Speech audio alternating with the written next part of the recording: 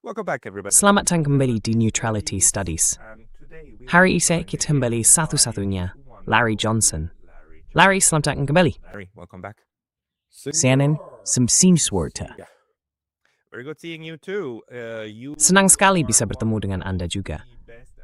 Anda salah satu analis terbaik yang selalu memberi kami pembaruan tentang apa yang sedang terjadi, setidaknya dari sisi Amerika Serikat dalam perang Iran. Bisa tolong jelaskan sedikit untuk kami?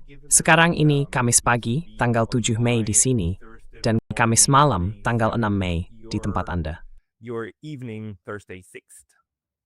Yeah, so I figure I should start bringing, Ya, jadi saya pikir saya harus mulai bawa, tahu kan, semacam properti ke wawancara-wawancara ini.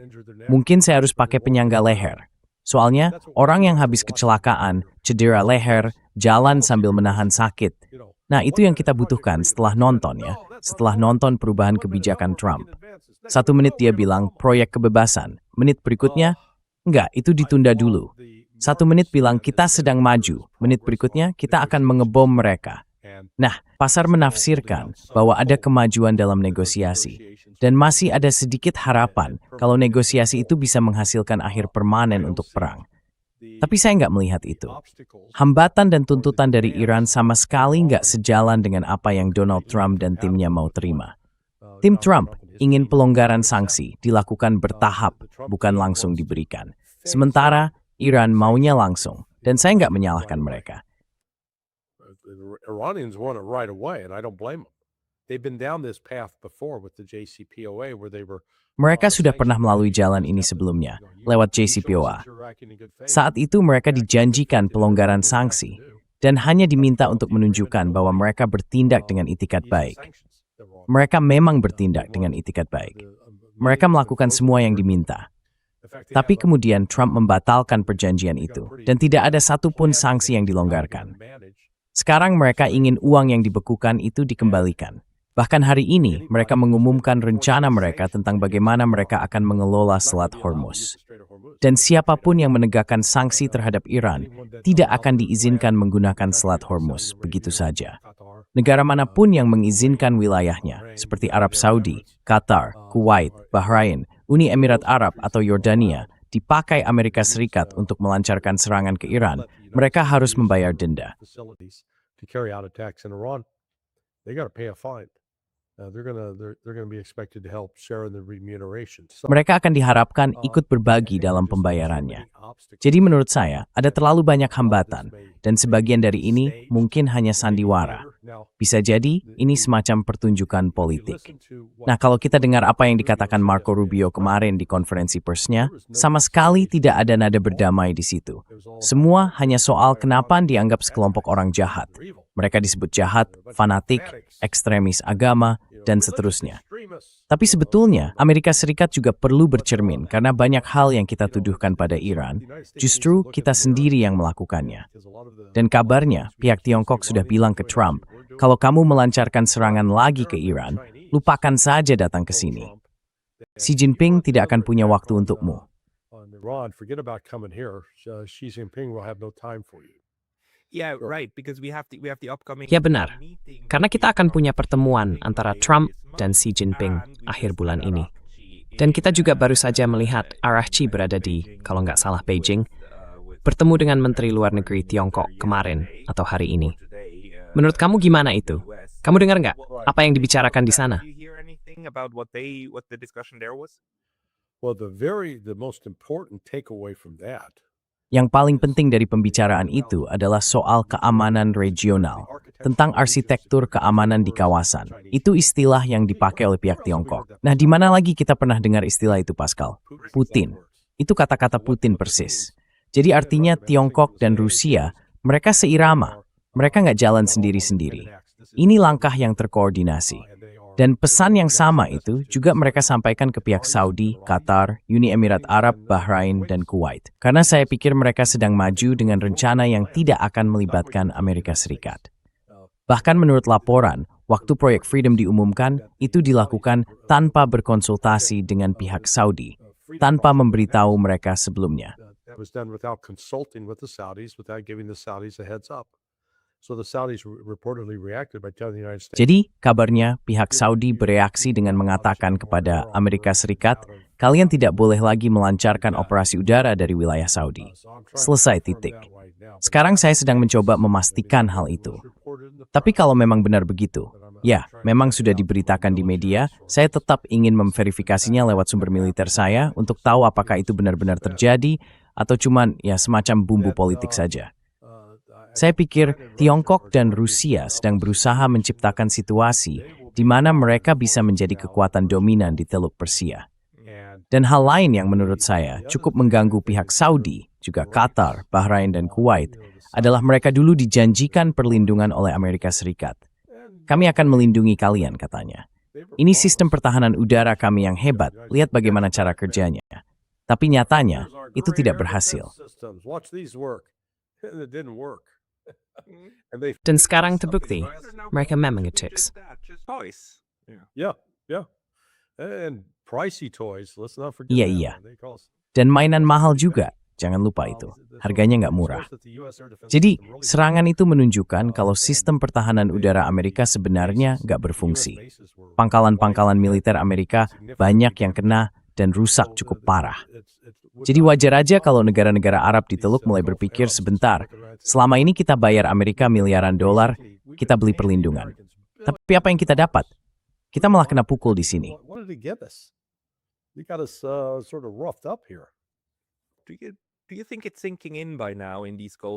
Menurut kamu, apakah negara-negara Teluk sekarang sudah mulai menyadari bahwa memang begitulah keadaan sebenarnya?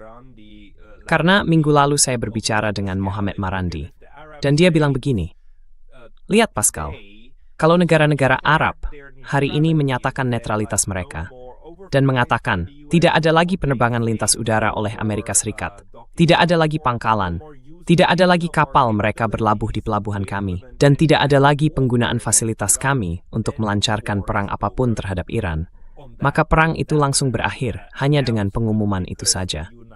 Karena Amerika Serikat tidak akan bisa melakukannya tanpa mereka. Dan sekarang, tampaknya memang itulah kenyataan fisik yang akan terus ada di kawasan Teluk. Jadi menurut kamu, apakah mereka sudah mulai menyadarinya? Atau masih butuh waktu sampai, katakanlah, Uni Emirat Arab dan Qatar juga ikut menyadari hal itu?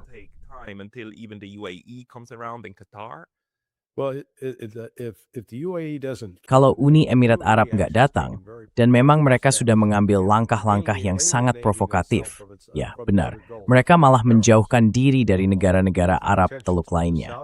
Ketegangan dengan Saudi juga kembali meningkat. Bahkan, beberapa bulan lalu, mereka sempat dianggap hampir berperang satu sama lain. Sementara itu, tuntutan Iran adalah mereka ingin jaminan keamanan, supaya tidak diserang lagi. Nah, bagaimana hal itu diterjemahkan ke dalam tindakan nyata? Salah satu caranya adalah dengan melarang keberadaan pangkalan militer Amerika Serikat di negara-negara yang berbatasan langsung dengan Iran. Karena kalau pasukan militer Amerika nggak ada di sana, akan jauh lebih sulit bagi mereka untuk melancarkan serangan.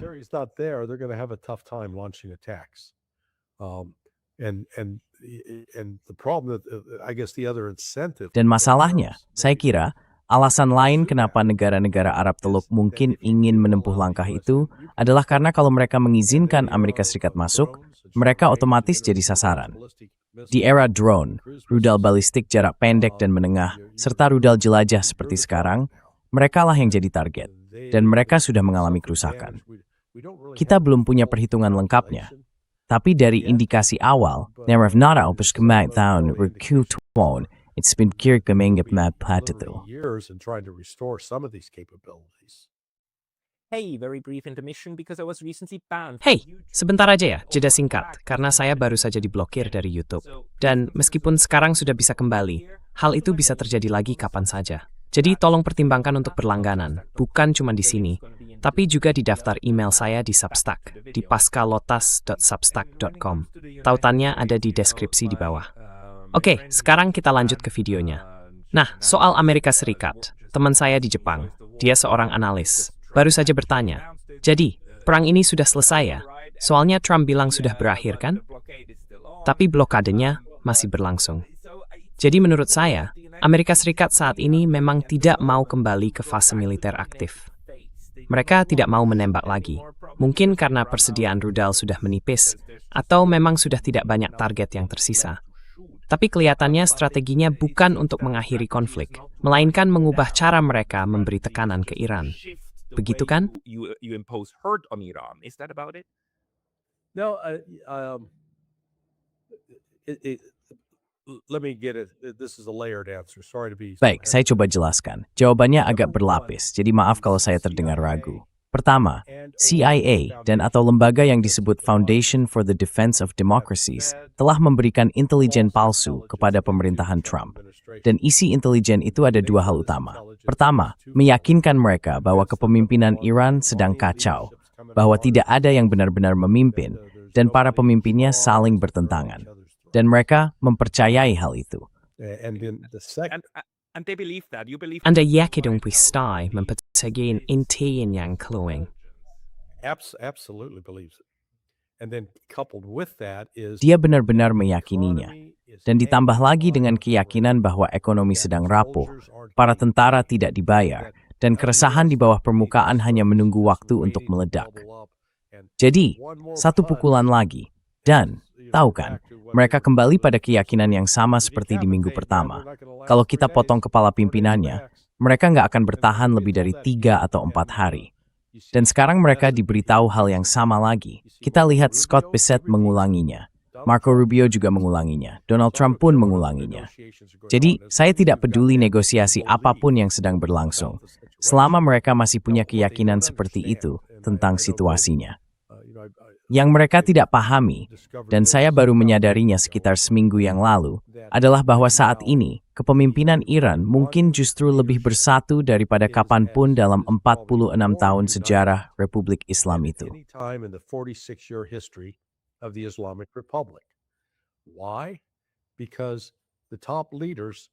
Kenapa? Karena para pemimpin tertinggi itu punya satu kesamaan. Mereka semua pernah berperang dalam perang tahun 1980 sampai 88. Perang yang Irak lancarkan terhadap Iran. Semuanya ikut. Pezeshkian, dia wajib militer, tapi dia bertugas sebagai petugas medis. Dan seluruh masa dinasnya dia jalani sebagai tenaga medis di RGC. Arakci, Menteri Luar Negeri juga pernah di RGC. Ghalibaf, Ketua Parlemen juga di RGC. Lalu Ayatollah Mojtaba Khamenei, dia bergabung dengan IRGC waktu berusia 17 tahun pada tahun 1987 dan bertempur selama 2 tahun. Dia ikut dalam 4 pertempuran besar. Jadi kita bicara tentang satu generasi orang yang termuda itu Mojtaba, usianya 56 tahun.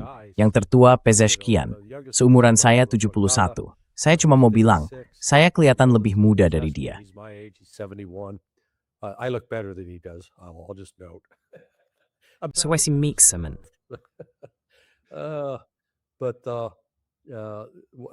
Tapi mereka berhasil melewatinya. Mereka semua berjuang.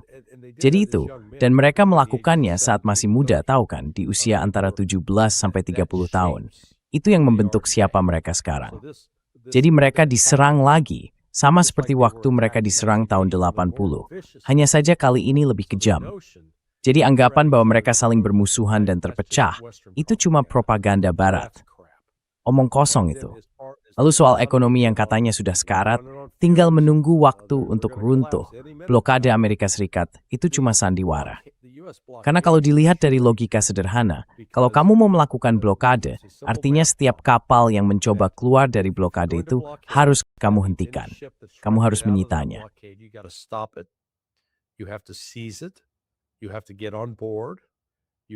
Kita harus naik ke kapal itu, harus memeriksanya. Lalu kita ambil alih kendali dan menempatkan tim pengawas di sana. Sejak tanggal 15 April, sudah ada sekitar 150 kapal yang berangkat dari Iran. Kita hanya punya laporan bahwa Amerika Serikat benar-benar menaiki 2 kapal saja.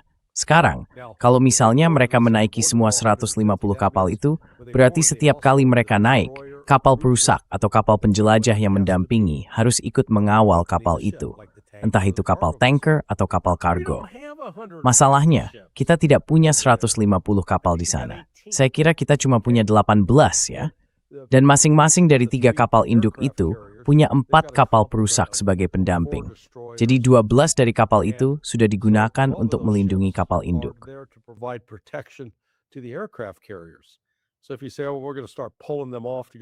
Jadi kalau kamu bilang, kita akan mulai menarik mereka untuk menyita kapal, itu artinya kapal induk jadi benar-benar rentan, benar-benar terbuka tanpa perlindungan. Jadi blokade itu sebenarnya nggak punya pengaruh apa-apa di sisi itu. Tapi bagian lainnya adalah, Iran itu nggak dikepung. Mereka punya akses ke Laut Kaspia, ke Rusia. Mereka juga punya akses di pojok timur laut ke Turkmenistan. Dan di pojok tenggara, ada Pakistan. Pakistan sudah membuka jalur. Mereka bilang, kami sudah buka 6 rute transportasi yang membawa kontainer kargo 40 kaki dan berbagai barang lain yang keluar masuk Iran. Jadi kebohongan bahwa Iran sedang dalam krisis ekonomi parah, bahwa mereka nggak pernah seburuk ini, itu cuma pejabat Amerika yang menipu diri sendiri. It's just the U.S. authorities deluding themselves. Yeah, and of course, Iran is also a 90 million Ya, population. dan tentu saja, Iran juga punya populasi sekitar 90 juta orang. Itu berarti pasar domestik yang cukup besar, ditambah akses ke banyak bahan mentah, yang paling penting tentu saja energi, yaitu minyak. Amerika Serikat sempat berusaha menghancurkan sebagian besar kapasitas produksi minyak mereka. Tapi Iran dengan tegas bilang, kalau kalian lakukan itu, kami akan hancurkan milik kalian juga, titik.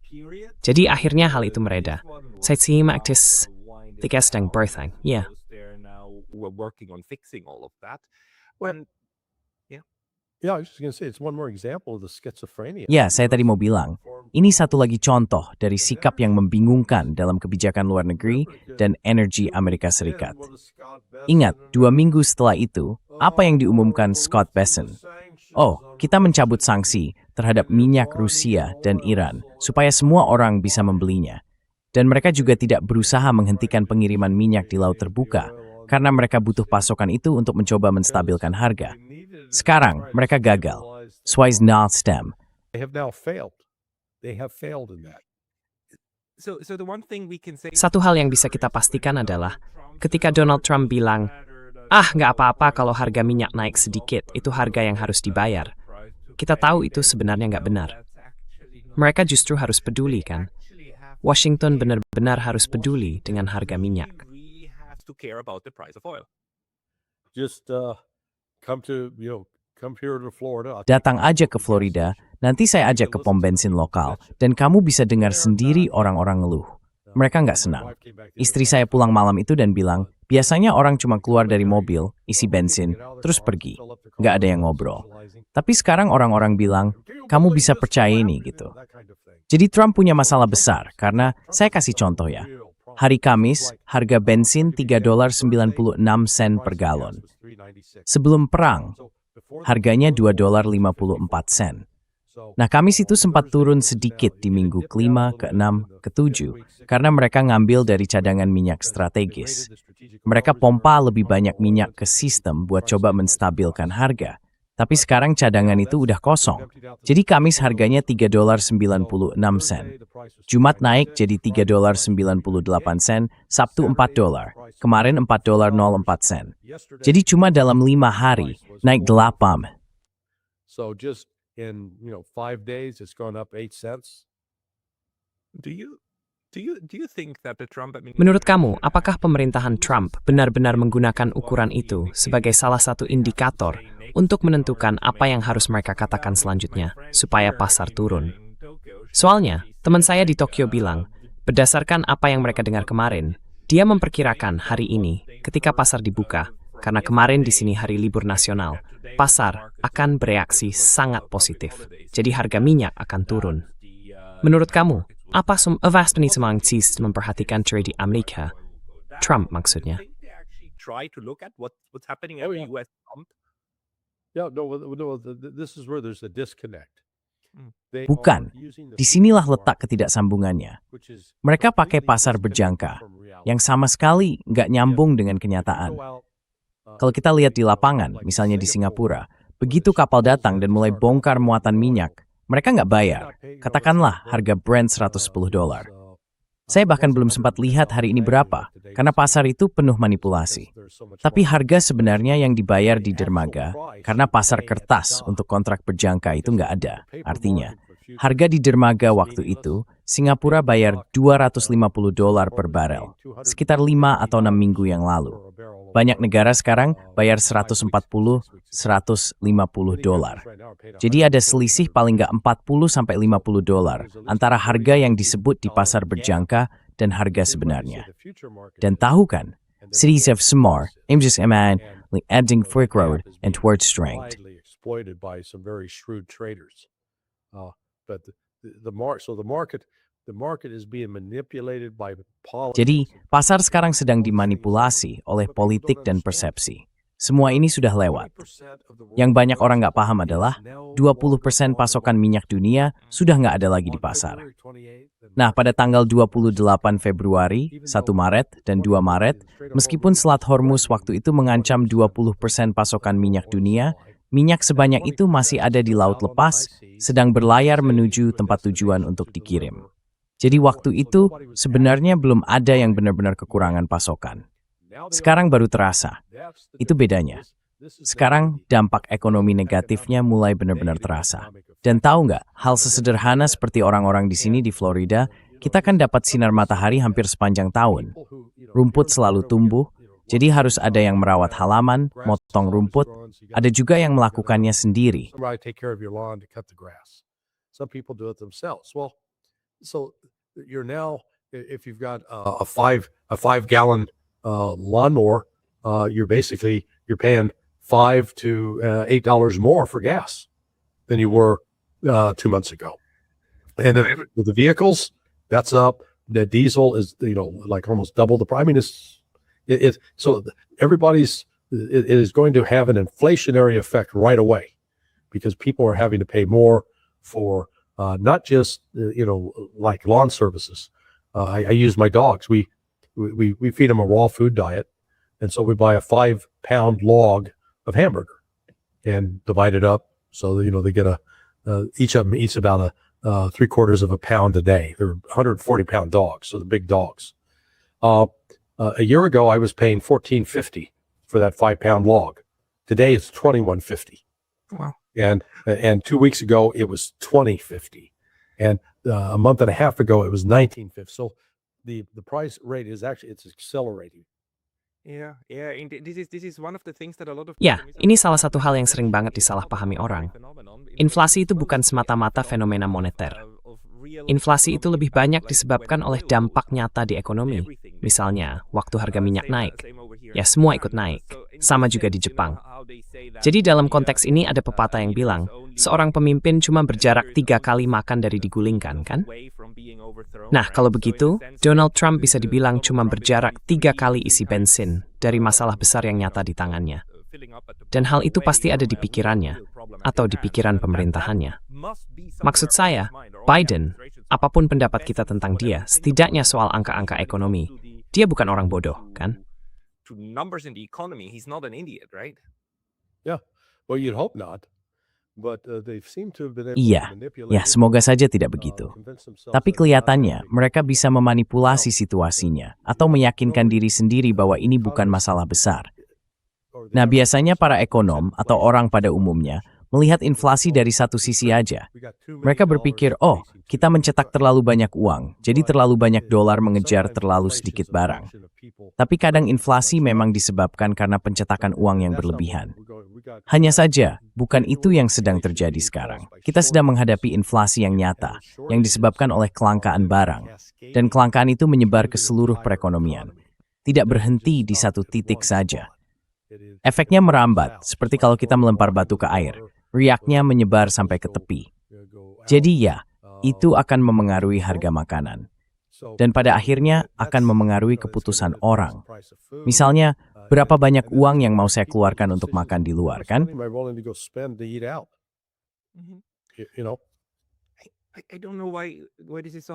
Saya nggak tahu kenapa ini begitu sulit dipahami. Maksud saya begini, kalau harga energi naik, gimana caranya kita bisa dapat sebotol air yang dikemas entah di mana? Mungkin di tengah Amerika. Gimana cara kita ngirimnya ke pesisir? Atau sebaliknya? Semua harga pasti ikut naik, karena semuanya harus diangkut. Dan untuk transportasi, kita butuh energi. Titik. And most of that transport is done over with. Sebagian besar transportasi itu masih menggunakan kendaraan diesel. Nah, Tiongkok agak kebal terhadap hal ini, karena banyak truk mereka yang sudah listrik. Jadi harga listrik di sana nggak naik secepat itu. Dan hal ini bisa jadi mendorong banyak orang untuk beralih ke kendaraan listrik. Shift to electric vehicles for many people. It does. Betul. Saya baru saja berada di Tiongkok, di Shanghai, dan jumlah kendaraan listrik di sana luar biasa. Tidak ada satupun motor yang masih pakai mesin bensin. Tidak satupun di seluruh Shanghai. And Dyson expects me as a Palestinian. Right? Yeah, electric bikes and a lot of electric cars. Ya, sepeda listrik. Dan banyak juga mobil listrik, termasuk tentu saja 2 jenis plat nomor. Satu untuk kendaraan listrik, satu lagi untuk mesin pembakaran. Dan plat nomor untuk mesin pembakaran jauh lebih mahal. Menarik sekali. Tapi mari kita kembali ke Iran. Menurut Anda, berapa lama waktu yang dibutuhkan Gedung Putih untuk benar-benar memecat siapapun yang memberi mereka informasi seperti itu, dan mulai berhadapan dengan kenyataan, bukan dengan gambaran yang benar-benar aneh itu? Karena Iran, sejauh ini, sudah sangat jelas. Mereka tetap pada jalurnya. Mereka terus mempertahankan tuntutan mereka dan menekankannya. Mereka punya strategi sangat jelas, yaitu, tidak, kami tetap di jalur kami. Hal yang mengejutkan bagi saya adalah, mereka masih bersedia bernegosiasi, tapi tetap konsisten. Well, you notice this is the same. Nah, kalau kita perhatikan, ini sebenarnya fenomena yang sama seperti yang kita lihat dalam hubungan dengan Rusia dan negosiasi dengan mereka. Negara-negara Barat menolak mendengarkan apa yang dikatakan Rusia. Mereka selalu mencari penjelasan aneh tentang hal lain yang katanya sedang terjadi. Padahal, Rusia sudah berulang kali menegaskan, ini posisi kami, sama persis seperti yang dilakukan Iran. This is our position, just as the Iranians have. The West refuses to live in reality. Dan negara-negara Barat menolak hidup di dunia yang sesuai dengan kenyataan. Maksud saya, Rusia, Iran, dan Tiongkok melakukannya. Mereka bilang, begini keadaannya, ini yang kami butuhkan, dan ini yang kami inginkan. Sementara Barat, maksud saya Amerika Serikat dan Eropa, terus bilang tidak. Keadaannya sama sekali berbeda, dan kenyataannya seperti ini. Jadi kalian harus melakukan itu. Lalu pihak lain hanya menjawab, tidak. Jadi sampai kapan hal seperti ini bisa terus berlangsung? No. So how long can this continue? Well, it continues until external Ya, events occur. ini akan terus berlanjut sampai ada peristiwa eksternal yang memaksa para pemimpin untuk benar-benar menghadapi kenyataan. Jadi kalau bicara soal Iran, saya pikir pemicunya akan datang dari pertumbuhan ekonomi, atau lebih tepatnya dari krisis ekonomi. Krisis ekonomi global pada akhirnya akan memaksa Trump untuk keluar dari ketergantungan patologisnya pada Israel. Dalam 24 jam terakhir ini menarik sekali. Kan muncul berita tentang kemungkinan negosiasi antara Amerika Serikat dan Iran yang sempat bocor. Tunggu sebentar, saya baru saja dapat informasi yang sepertinya relevan. Izinkan saya lihat sebentar. That will be relevant here. Let me take a quick look at this. Tong Chang, I'd asked a question. I said NBC is reporting. Karena saya waktu itu bertanya, saya bilang, NBC melaporkan bahwa pihak Saudi menolak memberi izin kepada Amerika Serikat untuk menggunakan pangkalan udara mereka sekarang. Mereka marah pada Trump karena mengumumkan proyek Freedom tanpa berkonsultasi dengan mereka terlebih dulu. Lalu saya tanya seseorang yang memang tahu soal ini, saya bilang, apa itu benar? Dia, teman saya itu bilang, ya, sekarang sedang ada kekacauan besar untuk menyesuaikan skema manuver Komando Gabungan Baton Penerbang. Karena BSTASR meluncurkan atau mendaratkan apapun dari Pangeran Saud saat ini. Jadi untuk NBC, laporan NBC itu akurat. NBC's got an accurate report there. That means so Project Freedom was Artinya begini. Jadi, Proyek Freedom itu sebenarnya lebih ke upaya Amerika Serikat mencari cara untuk mengevakuasi perlengkapan dan personel mereka dari pangkalan udara Pangeran Saud. Mereka melakukannya dengan alasan seolah-olah sedang melakukan evakuasi kemanusiaan terhadap kapal-kapal yang terjebak di sana. Tapi akhirnya, rencana itu harus dibatalkan dalam waktu 24 jam. Dampak sampingnya, sekarang pihak Saudi benar-benar marah besar. Karena semua stega tak ada inus pengelak mereka. Dan pada semula, seperti membuat memberani separate di pihak yang dikubangkan. like throwing them potentially under the bus again. And also they'd been Ya, promised dan that juga it was dijanjikan gonna katanya, be over tenang 4 aja, days. ini bakal selesai dalam 4 hari. Iran bakal kalah. Mereka nggak akan bisa nyentuh kalian. Nah, gimana hasilnya? How'd that work out? SCPU. In fact, it turns out that Iran has beaten Faktanya ternyata Iran berhasil mengalahkan 2 kekuatan nuklir. Mereka bahkan nggak perlu senjata nuklir untuk mengalahkan negara-negara itu. Dan hal itu mulai terasa gaungnya di seluruh Teluk. Ini menarik kalau dikaitkan dengan Arab Saudi, karena itu kembali ke menurut saya hubungan mereka dengan Tiongkok dan Rusia. Mereka sedang membuka jalur diplomatik dengan Saudi juga dengan Qatar. Jadi ini benar-benar menimbulkan masalah bagi Amerika Serikat. Dan semua rencana yang sempat mereka pikirkan untuk melancarkan serangan, dari yang saya dengar dan cukup bisa dipastikan, Amerika Serikat kemungkinan besar akan mulai melancarkan serangan baru ke Iran hari ini, tanggal 7.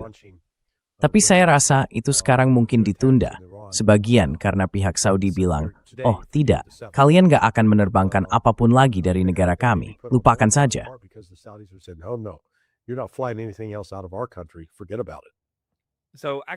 Jadi sebenarnya, Matt JT, Saudi Scrittington memestika semua lain. Amerika Serikat, nyuvyatkan menggoi sebuah kami. Right. So, Benar. Dan ternyata, menurut NBC, Trump menelepon Mohammed bin Salman dan bilang, hey bro, dengar ya. Tapi Salman langsung bilang, enggak. Katanya, dia bilang begini, kamu terus bilang mau membela kami, tapi kamu juga terus ambil tindakan sepihak yang justru bikin kami makin berisiko. Kami yang kena dampaknya, bukan kamu. Enggak, kami nggak mau main seperti itu lagi. Dan saya rasa mereka memang akan dapat tawaran yang lebih baik dari Rusia dan Tiongkok, karena dua-duanya sekarang pakai bahasa yang sama soal arsitektur keamanan, struktur baru, pendekatan baru terhadap keamanan di Teluk. Skema sebelumnya didasarkan pada posisi Amerika Serikat yang siap menyerang Iran, menyediakan perlengkapan militer, tapi dengan imbalan Arab Saudi dan Qatar membeli obligasi pemerintah AS senilai miliaran dolar, memberikan dukungan miliaran dolar kepada pemerintah Amerika yang sama sekali tidak memperhatikan kepentingan mereka.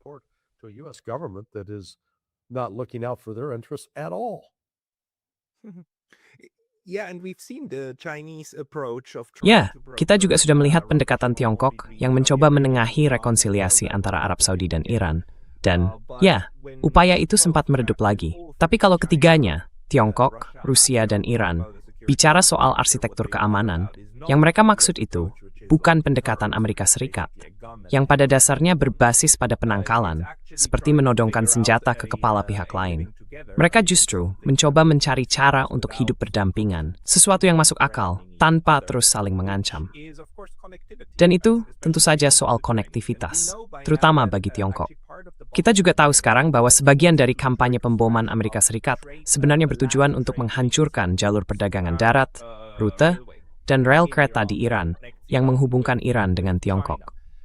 Jadi cukup jelas kan strateginya? Satu pihak berusaha membangun koneksi, sementara pihak lain berusaha merusaknya.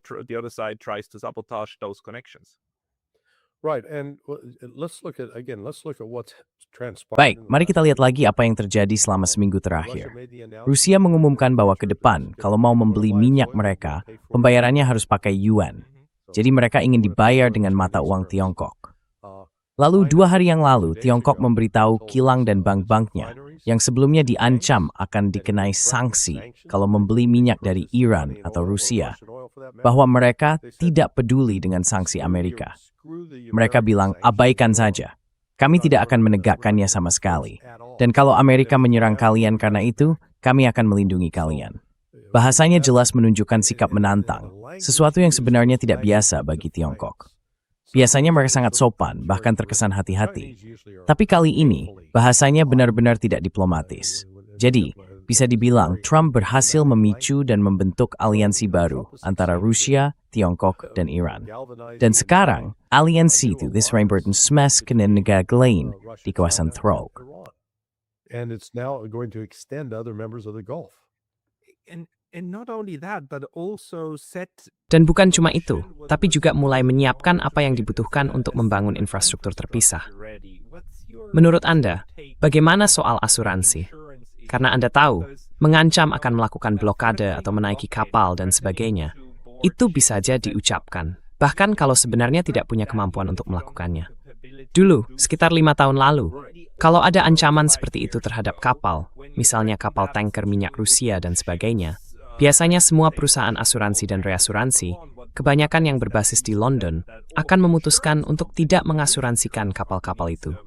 Artinya, kapal-kapal itu praktis terdampar karena tidak ada yang berlayar tanpa asuransi. Risikonya terlalu mahal. Nah, selama 5 tahun terakhir, muncul ekonomi yang benar-benar berbeda, termasuk perusahaan asuransi Rusia dan lainnya. Dan ternyata, bahkan saat perang Iran pun, kapal-kapal tetap melintas di selat itu. Selalu ada kapal yang punya asuransi dan tetap bisa berlayar. Jadi itu berarti asuransinya pasti berasal dari luar barat. Bukan begitu? Well, let me ask you a question. Baik, saya mau tanya sesuatu. Kita coba tes sedikit ya. Saya suka kasih tes ke profesor. Tahun 2000, negara mana di dunia yang paling banyak masuk dalam 10 besar bank terbesar waktu itu? Yeah, in 2000. Perasaan saya sih ingin bilang Swiss, tapi sepertinya sebenarnya di London. Ya, di City of London. Japan. Japan had 5. Pada tahun 2000, Jepang punya 5 dari 10 bank terbesar di dunia. Waktu itu bank nomor 1 adalah Deutsche Bank. Lalu ada bank dari Paris, kalau nggak salah BNC, atau BNP, ya Paribas. Paribas itu dia. Setelah itu posisi nomor 3 dan 4 dipegang oleh Jepang. Dan juga posisi 5, 8, dan 9 semuanya dari Jepang. Saya rasa HSBC juga ada di daftar itu. Begitu juga JP Morgan dan lain-lain. Jadi itu situasinya di tahun 2000. Sekarang di tahun 2025, 10 besar bank dunia, 4 posisi teratas semuanya dipegang oleh Tiongkok. 25 tahun lalu, Tiongkok bahkan belum masuk daftar itu. Lalu dari Amerika Serikat, ada Bank of America dan JP Morgan Chase. US got Bank of America and JP Morgan Chase. Then you've got Lalu ada satu, HSBC di Inggris, Bank Prancis, dan saya pikir ada juga satu bank Swiss. Perhatikan Jerman, dan ada satu bank Jepang, Mitsubishi. Jadi Jepang yang 25 tahun lalu punya 5 bank terbesar di dunia, sekarang sudah tidak ada lagi. Sementara Tiongkok, yang dulu tidak punya apa-apa, sekarang justru punya 4 bank terbesar di dunia. Nah, dari situ saja sudah kelihatan pergeseran kekuatan ekonomi. Bukan lagi di City of London. Obsesi sebagian orang terhadap City of London itu tidak masuk akal, karena bukan bank milik Rothschild yang menjalankan bank-bank Tiongkok itu. It's not the Rothschilds bank that's running the Chinese banks. Dan hal menarik yang juga saya tahu dari teman itu adalah, bank-bank Jepang sebenarnya cukup khawatir, karena mereka terhubung ke sistem barat. Dan bahkan kalau mereka mau terhubung ke sistem Tiongkok, mereka nggak bisa. Pasar Tiongkok itu benar-benar terpisah sepenuhnya. Rusia katanya masih kompatibel. Jadi kalau sanksi dicabut, bisnis dengan Rusia bisa dijalankan lagi. Tapi dengan Tiongkok, nggak bisa. Sistemnya benar-benar dipisahkan, bukan cuma aturannya, tapi juga infrastrukturnya. Jadi apakah itu berarti sekarang sanksi akan makin lama makin kurang efektif? Bahkan blokade pun mungkin jadi kurang berguna. Kecuali kalau, ya, Anda kebetulan berada di Havana, yang secara fisik masih dalam pelukan Amerika Serikat. Tapi di luar itu, sekarang dunia pada dasarnya sudah punya infrastruktur terpisah untuk dijalankan. Yeah, it is. Ya, benar. Jadi, yang sedang kita saksikan sekarang ini adalah restrukturisasi sistem keuangan internasional, yang pada akhirnya juga berarti restrukturisasi sistem politik. Dua hal ini saling terkait. Itu sebabnya, saya sering pakai analogi seperti ini. Apa yang kita lihat sekarang, yang dimulai pada tanggal 28 Februari, ketika Selat Hormuz ditutup, itu pada dasarnya memutus sekitar 20% pasokan minyak dunia, 25% pasokan gas alam cair global, dan 35% urea yang digunakan untuk pupuk. Saya tidak tahu persentase pasti untuk helium dan asam sulfat, tapi jumlahnya cukup besar. Nah, ketika kekurangan itu mulai terasa, situasinya mirip seperti tsunami. Saat tsunami baru mulai, air laut justru surut ke arah samudra. Tidak peduli apapun. Jadi kalau kamu sedang duduk di pantai, kamu mungkin berpikir, wah keren juga ya ini.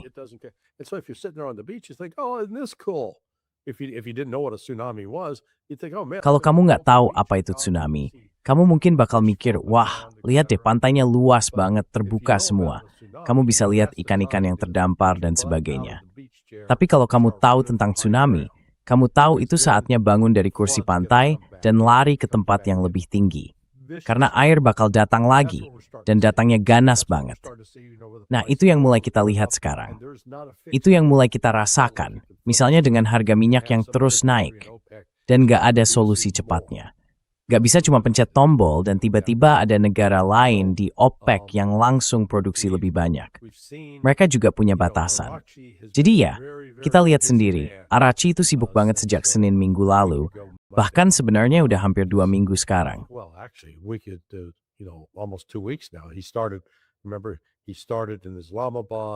Dia mulai, ingat ya, dia mulai di Islamabad, lalu pergi ke Muscat di Oman, kemudian kembali lagi ke Islamabad. Lalu sekitar seminggu yang lalu, hari Senin, dia ke Saint Petersburg bertemu dengan Putin. Besoknya dia sudah di Iran lagi. Dia juga sering menelepon Turki, Arab Saudi, Irak, bahkan percaya atau tidak, Suriah, juga Qatar, dan Kuwait. Tapi dia tidak berbicara dengan Uni Emirat Arab. Jadi, dia sedang memberi pengarahan ke mereka. Ini situasinya, ini yang sedang terjadi, dan ini rencana kita ke depan. Intinya, berusaha membangun hubungan. Dan sekarang tampaknya mulai membuahkan hasil. Jadi, perang ini mungkin akan berhenti kalau hanya karena Amerika Serikat tidak lagi bisa menggunakan fasilitas militernya di Arab Saudi dan Qatar. Qatar mungkin akan jadi yang berikutnya mengambil langkah itu. Kita lihat saja nanti apa mereka benar-benar melakukannya.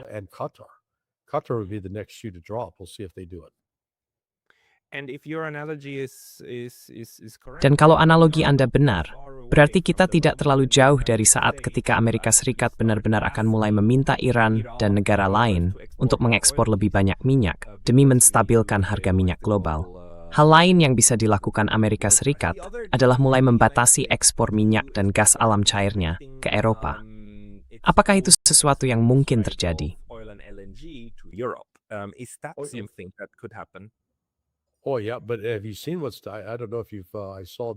Oh iya, tapi kamu udah lihat belum? Entah kamu sempat lihat atau enggak.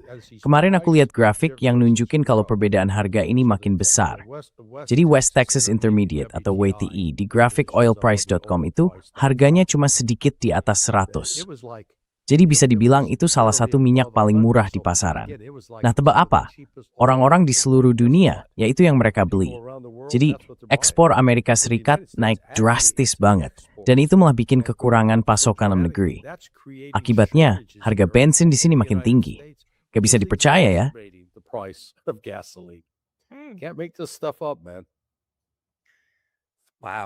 Wah, doon cuma seperti sebuah pakswa benani, enam nambak dua-duas, terus bersengst roh thomasti.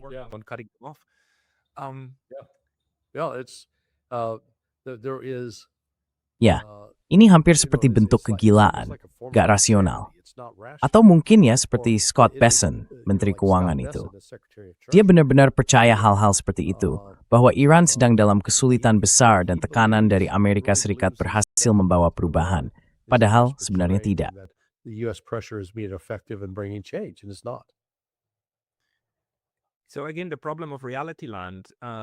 Jadi sekali lagi masalahnya ada di dunia nyata.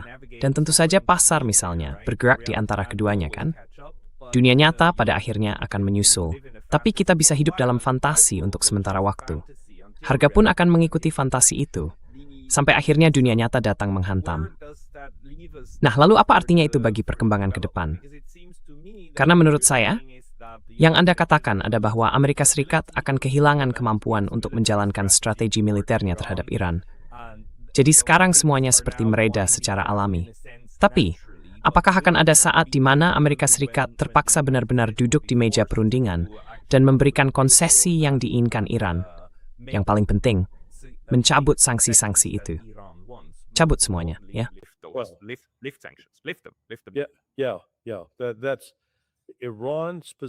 Ya, itu posisi Iran. Iran tidak berada di bawah tekanan untuk menyerah. dan Iran sudah jelas menyampaikan tuntutannya, apa yang mereka inginkan. Sampai saat ini, Amerika Serikat mengabaikan hal itu. Ketika situasi ekonomi memburuk, baik di Amerika Serikat maupun di seluruh Asia, tekanan politik terhadap Amerika Serikat untuk menyelesaikan masalah ini semakin besar. Sekarang, kita sudah sampai pada tahap di mana gangguan terhadap komoditas begitu parah, sehingga bahkan kalau semuanya berakhir besok, dan mereka bilang, oke, kita buka lagi kerannya, dan tidak ada kerusakan besar yang perlu diperbaiki, tetap saja butuh sekitar 6 bulan untuk kembali ke pasar yang stabil, kan? Jadi, akan ada kekacauan besar selama 6 bulan masa transisi itu. During those intervening 6 months.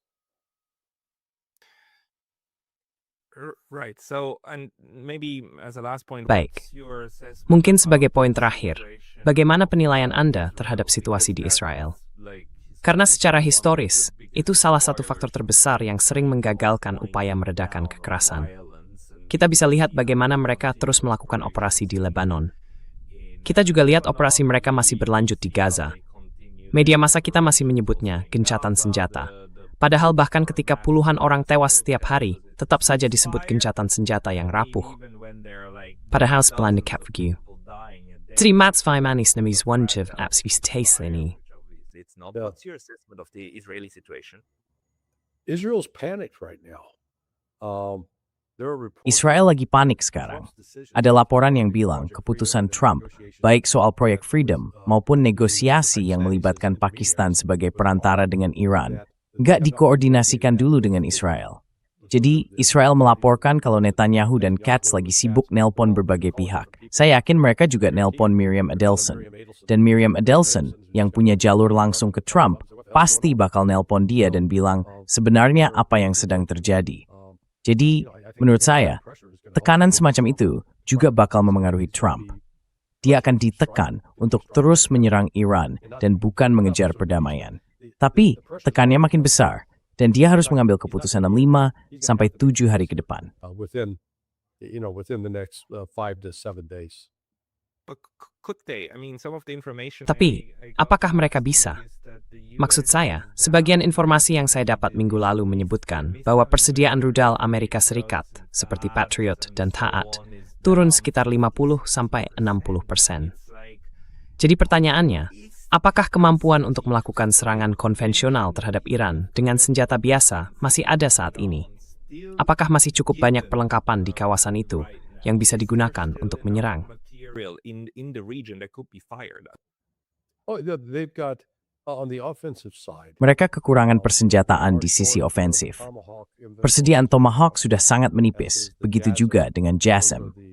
Itu adalah rudal jelajah jarak jauh yang diluncurkan dari F-35. Sistem pertahanan udaranya malah dalam kondisi yang lebih buruk lagi. Saya tahu CNN melaporkan bahwa rudal paket turun 50%. Tidak, saya jamin penurunannya 90% dan stoknya benar-benar sangat sedikit. Hal yang sama jadi di situ, karena kalau kita bicara tentang sistem pencegat yang produksinya tidak besar, total produksi PATSI 3 sampai akhir Desember 2025 hanya 6.420 unit. Dan kalau kita paham bahwa 2 rudal pencegat harus ditembakkan untuk menghadapi 1 rudal yang datang, maka jelas, meskipun ada 6.420 unit, sebenarnya hanya bisa digunakan untuk menyerang dan menahan sekitar 2.310 serangan. That although you got 6,420, you actually could only attack Rudal jelajah balistik dan atau drone. Nah, kalau kita lihat jumlahnya sekarang, kita sudah kasih 1.000 unit PASI 3 ke Ukraina. Tapi Rusia sudah menembakkan lebih dari 12.000, bahkan 14.000 rudal dalam 4 tahun terakhir. Jadi jelas, jumlah rudal Patriot itu nggak cukup untuk memberi pengaruh besar. Dan kalau kita anggap rudal itu nggak terlalu berguna, memang begitu, mereka nggak efektif melawan rudal balistik. Målet är spik flas så synigteri, this them ständiga growth, new strathring. But particularly those that are supersonic, forget about it. Right. So that doesn't leave a lot Baik, of options open. jadi itu berarti pilihannya memang nggak banyak. Dan ya, Israel sepertinya sedang dalam situasi yang cukup sulit. Tapi mungkin, satu hal terakhir menurut Anda, apakah Iran akan terus mengaitkan strategi negosiasinya juga dengan Lebanon dan Gaza? Atau ini sesuatu yang mungkin mereka bersedia untuk kompromikan? To compromise on. No, I don't think they'll compromise on that. Not at all. Particularly. Nggak, saya rasa mereka nggak akan berkompromi soal itu. Sama sekali nggak. Apalagi dengan fakta bahwa orang Israel membunuh bukan cuma Ayatollah, tapi juga membunuh 168 gadis itu. Ya, gadis-gadis Medan. Itu masih hidup dalam ingatan rakyat Iran. Dan itu sesuatu yang nggak akan mereka lupakan. Kita orang Amerika seharusnya mencoba memahami hal ini. Sekarang sudah 25 tahun. Tahun ini akan jadi peringatan 25 tahun serangan 11 September. Tapi sampai sekarang, setiap pagi di tanggal 11 September, mereka masih datang untuk membacakan nama setiap korban. To read the names of every victim and the family members that people who 20 Dan anggota keluarga itu, orang-orang yang 25 tahun lalu, masih anak-anak berusia 8 tahun ketika ayah mereka meninggal, sekarang berdiri di sana, sudah berusia 33 tahun. Jadi bisa dibilang ini semacam versi lain dari pawai para abadi. Orang-orang Rusia, saat mengenang mereka yang gugur dalam perang patriotik besar setiap tanggal 9 Mei, berjalan di jalan-jalan sambil membawa foto kakek, buyut, nenek buyut, paman, atau kerabat mereka yang berjuang dan gugur dalam perang yang mengerikan itu. Nah, ingatan semacam itulah yang sedang hidup di Iran sekarang. Peristiwa itu meninggalkan bekas yang begitu dalam, tidak mereka maafkan atau lupakan.